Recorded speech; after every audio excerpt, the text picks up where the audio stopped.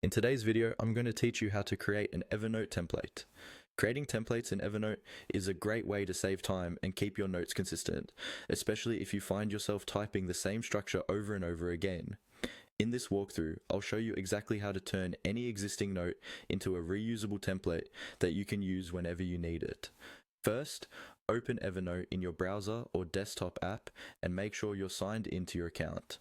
Navigate to the note that you want to turn into a template. This could be anything you use regularly, like a meeting notes layout, a daily journal format, a project checklist, or a content planning page. Before you move on, take a moment to tidy up the note.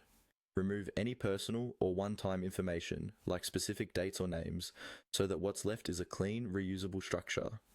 Once your note looks the way you want your template to appear, look toward the upper right corner of the note. You'll see an icon with 3 vertical dots. This is the options menu for that specific note. Click on those 3 dots to open a drop-down menu with additional actions. In this options menu, look for the option labeled Save as Template. This is the key feature you need. Go ahead and click Save as Template. Evernote will then save the current note layout, including its formatting, headings, and any checkboxes or tables, as a reusable template. After clicking, you may be prompted to give your template a name.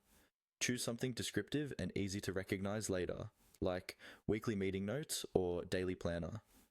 A clear name will make it much easier to find and reuse the template in the future. Once it's saved, your template is available whenever you create a new note. Instead of starting from a blank page, you can open a new note, choose from your saved templates, and immediately start working with your preferred structure. This is especially helpful if you collaborate with others and want all your notes to follow the same format. That's all there is to it. Select your note, click the 3 dots in the upper